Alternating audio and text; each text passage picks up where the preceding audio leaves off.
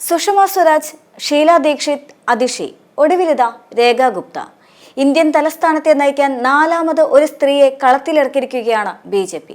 രേഖ ഗുപ്തയെ 27 വർഷങ്ങൾക്ക് ശേഷം ഡൽഹി പിടിച്ചെടുത്ത BJP അതിന്റെ തലപ്പത്ത് ഒരു വനിതയെ നിയോഗിച്ചിരിക്കുന്നു. കാൽ നൂറ്റാണ്ട് BJPയെ മോഹിപ്പിച്ച ഡൽഹിയിൽ എന്തായാലും ഒരു പരീക്ഷണത്തിന് കേന്ദ്ര നേതൃത്വം തയ്യാറാകില്ല എന്ന കാര്യം ഉറപ്പാണ്. ആം ആദ്മി പാർട്ടിയുടെ ബന്ദാന കുമാരിയെ 29,595 വോട്ടുകൾക്ക് അട്ടിമറിച്ചുകൊണ്ടായിരുന്നു രേഖ ഗുപ്ത തന്റെ വിജയം ഷാലിമാർ ബാഗിൽ അടയാളപ്പെടുത്തിയത്. ഡൽഹിയിലെ പുതിയ സർക്കാർ രൂപീകരണത്തിന് BJP ചടുല ചുവടുകളോടെ നീങ്ങുമ്പോൾ ആദ്യമേ ഉയർന്നു വന്നിരുന്ന പേരാണ് രേഖ ഗുപ്തയുടേത്. മുഖ്യമന്ത്രി സ്ഥാനത്തേക്ക് ശരിക്കും പരിഗണിക്കാവുന്ന ഒരു ശക്തയായ മത്സരാർത്ഥിയായി രേഖ ഗുപ്ത ആദ്യമേ ലിസ്റ്റിൽ ഇടം പിടിച്ചിരുന്നു. പ്രത്യേകിച്ച് വനിതാ സ്ഥാനാർത്ഥി കൂടിയായിരുന്നതിനാൽ രേഖ ഗുപ്ത മുഖ്യമന്ത്രി സാധ്യതാ പട്ടികയിൽ ഒന്നുകൂടി മുന്നേറി. പാർട്ടിക്കുള്ളിലെ വിവിധ വിഭാഗങ്ങളുടെ പിന്തുണ രേഖയെ ഡൽഹി മുഖ്യമന്ത്രി സ്ഥാനത്തേക്ക് തുണയ്ക്കുകയും ചെയ്തു. എന്തിനേറെ, ഡൽഹിയുടെ രാഷ്ട്രീയ പ്രഹേളികയിൽ BJPക്ക് ഒരു ഗെയിം ചേഞ്ചറായി രേഖയുടെ നേതൃപാടവം കണക്കാക്കപ്പെടുകയാണ്. ചുരുക്കി പറഞ്ഞാൽ BJPയുടെ ഒരു വനിതാ മുഖം. രേഖ ഗുപ്ത ഡൽഹിയിലെ ഭാരതീയ ജനതാ പാർട്ടിയുടെ ഒരു പ്രമുഖ രാഷ്ട്രീയ നേതാവാണ്. 1992 ഡൽഹി സർവകലാശാലയിൽ ദൗലത്ത് റാം കോളേജിൽ ABVP വഴി തന്റെ രാഷ്ട്രീയ യാത്ര ആരംഭിച്ചു. വളരെ ചുരുങ്ങിയ കാലം കൊണ്ട് തന്നെ രേഖ വിദ്യാർത്ഥി രാഷ്ട്രീയത്തിൽ തന്നെ രേഖപ്പെടുത്തുകയായിരുന്നു. വിദ്യാർത്ഥികളുടെ വിഷയം ഏറ്റെടുത്തുകൊണ്ട് അതിന്റെ പ്രശ്ന പരിഹാരങ്ങൾക്കായി നിരന്തരം പോരാടുകയും വിദ്യാർത്ഥികളെ നയിക്കുന്ന നല്ലൊരു നേതാവായി മാറാനും രേഖയ്ക്ക് സാധിച്ചിട്ടുണ്ട്. 1996-97 കാലയളവിൽ രേഖ ഗുപ്ത ഡൽഹി യൂണിവേഴ്സിറ്റി സ്റ്റുഡൻസ് യൂണിയന്റെ പ്രസിഡന്റായി ചുമതലയേറ്റു. ഡൽഹി യൂണിവേഴ്സിറ്റി സ്റ്റുഡൻസ് യൂണിയന്റെ മുൻ ജനറൽ സെക്രട്ടറിയുമായിരുന്നു രേഖ ഗുപ്ത. അങ്ങനെ ഡൽഹി സർവകലാശാലയിൽ അറിയപ്പെടുന്ന വ്യക്തിയായി, രാഷ്ട്രീയ നേതാവായി കാലക്രമേണ പ്രാദേശിക രാഷ്ട്രീയത്തിലെ മികവുറ്റ പ്രവർത്തനത്തിന് രേഖ ഗുപ്ത കയ്യടി നേടുകയും ചെയ്തു. 2007 ഉത്തരി പിതംപുരയിൽ നിന്ന് ഡൽഹി കൗൺസിലറായി തെരഞ്ഞെടുക്കപ്പെട്ടു. 2012 നോർത്ത് പിതംപുരയിൽ നിന്ന് വീണ്ടും കൗൺസിലറായി രേഖയെ തെരഞ്ഞെടുത്തിരുന്നു. പാർട്ടിയുടെ ദേശീയ എക്സിക്യൂട്ടീവ് അംഗമായും പാർട്ടിയുടെ ഡൽഹി യൂണിയന്റെ ജനറൽ സെക്രട്ടറിയുമായും സേവനമനുഷ്ഠിച്ചതുമുൾപ്പെടെ നിരവധി റോളുകൾ രേഖ ഗുപ്ത കൈകാര്യം ചെയ്തിട്ടുണ്ട്. ഡൽഹിയുടെ വനിതാ മുഖ്യമന്ത്രിയായ ശേഷമുള്ള അവരുടെ ആദ്യ പ്രതികരണം ഡൽഹിയിലെ ഓരോ പൗരന്റെയും ക്ഷേമത്തിനായി പ്രവർത്തിക്കുമെന്നായിരുന്നു. സമഗ്ര വികസനത്തിനായി സത്യസന്ധമായി പ്രവർത്തിക്കുമെന്നുമായിരുന്നു. ഡൽഹിയെ പുതിയ ഉയരങ്ങളിലേക്ക് കൊണ്ടുവരാൻ താൻ പ്രതിജ്ഞാബദ്ധയാണ് എന്നും തന്നിൽ വിശ്വാസമർപ്പിച്ച നേതൃത്വത്തിന് നന്ദിയെന്നും രേഖ ഗുപ്ത പറഞ്ഞു വെക്കുന്നുണ്ട്. ഇന്നലെ ചേർന്ന BJPയുടെ നിയമസഭാ കക്ഷി യോഗമാണ് രേഖ ഗുപ്തയെ ഡൽഹി മുഖ്യമന്ത്രിയായി തെരഞ്ഞെടുത്തത്. പർവേസ് വർമ്മയാണ് രേഖയുടെ പേര് മുഖ്യമന്ത്രി സ്ഥാനത്തേക്ക് നിർദ്ദേശിച്ചത്. ആദ്യമായി നിയമസഭയിലേക്ക് എത്തുന്ന രേഖയെ മുഖ്യമന്ത്രി പദത്തിലേക്ക് തന്നെ BJP പരിഗണിക്കുകയും ചെയ്തു. ഷാലിമാർ ബാഗ് മണ്ഡലത്തിൽ നിന്ന് 29,595 വോട്ടിന്റെ ഉജ്ജ്വല വിജയമായിരുന്നു രേഖ നേടിയിരുന്നത്. ആം ആദ്മി പാർട്ടിയുടെ ബന്ദന കുമാരിയെയാണ് പരാജയപ്പെടുത്തിയത്. അരവിന്ദ് കെജ്രിവാളിനെ മുട്ടുകുത്തിച്ച പർവേസ് വർമ്മയെ ഉപമുഖ്യമന്ത്രിയായും നിയമസഭാ കക്ഷിയോഗം തെരഞ്ഞെടുത്തിരുന്നു. രവിചന്ദ്ര ഗുപ്തയെ സ്പീക്കറായും തെരഞ്ഞെടുത്തിരുന്നു. എന്നാൽ അധികാരത്തിലേറിയ ഉടൻ തന്നെ BJP നൽകിയ എല്ലാ വാഗ്ദാനങ്ങളും പാലിക്കുമെന്നാണ് മുഖ്യമന്ത്രിയായ രേഖ ഗുപ്ത പറഞ്ഞത്. മാർച്ച് 8 മുതൽ സ്ത്രീകളുടെ അക്കൗണ്ടുകളിലേക്ക് 2,500 രൂപ എത്തുമെന്ന് രേഖ പ്രഖ്യാപിച്ചു. BJPയുടെ സുപ്രധാന തെരഞ്ഞെടുപ്പ് വാഗ്ദാനങ്ങളിൽ ഒന്നായിരുന്നു ഇത്. പ്രധാനമന്ത്രി നരേന്ദ്രമോദിയുടെ സ്വപ്നങ്ങൾ യാഥാർത്ഥ്യമാക്കുകയെന്ന തലസ്ഥാനത്തെ 48 BJP MLA-മാരുടെയും ഉത്തരവാദിത്തമാണ്.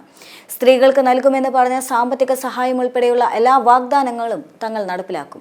വനിതാ ദിനമായ മാർച്ച് 8 തന്നെ സ്ത്രീകളുടെ അക്കൗണ്ടുകളിലേക്ക് പണമെത്തുമെന്നും രേഖ ഗുപ്ത പറഞ്ഞു വെക്കുന്നുണ്ട്. BJPയെ സംബന്ധിച്ച് 27 വർഷങ്ങൾക്ക് ലഭിച്ച വലിയ ഒരു റോൾ തന്നെയാണ്, അതും രാജ്യ തലസ്ഥാനത്ത്.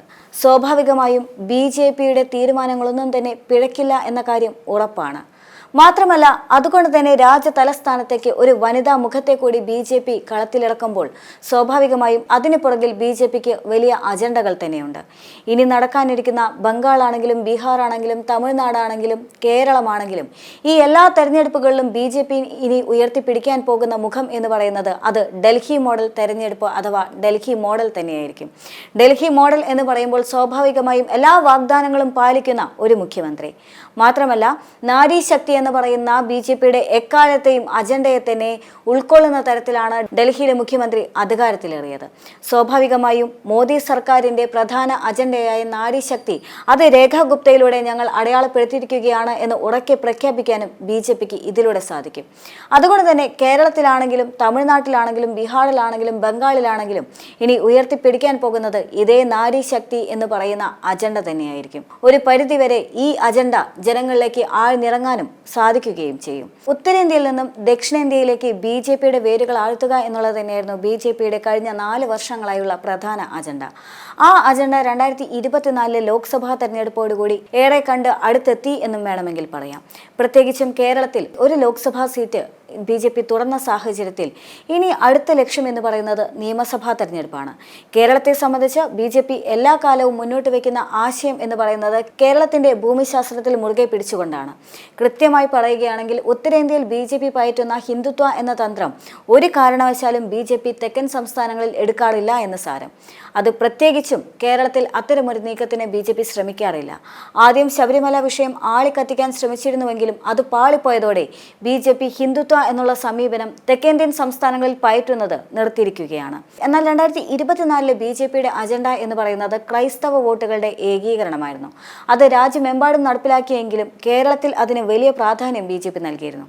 എന്നാൽ ഡൽഹിയിലെ ഈ തെരഞ്ഞെടുപ്പിന് ശേഷം നാരീശക്തി എന്ന് പറയുന്ന അജണ്ട നടപ്പിലാക്കുമ്പോൾ കഴിഞ്ഞ 2024 ലോക്സഭാ തെരഞ്ഞെടുപ്പിൽ നരേന്ദ്രമോദി തേക്കിൻകാട് മൈതാനത്ത് വന്ന് പറഞ്ഞ അതേ വാക്കുകൾ ഇപ്പോൾ അന്വർത്ഥമായിരിക്കുകയാണ്.